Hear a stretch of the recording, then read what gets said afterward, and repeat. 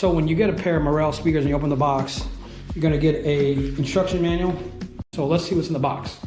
So it's gonna give you the model numbers, all the parts that were either parts of that instruction manual or as part of the speakers. You'll get a sticker, real cool sticker.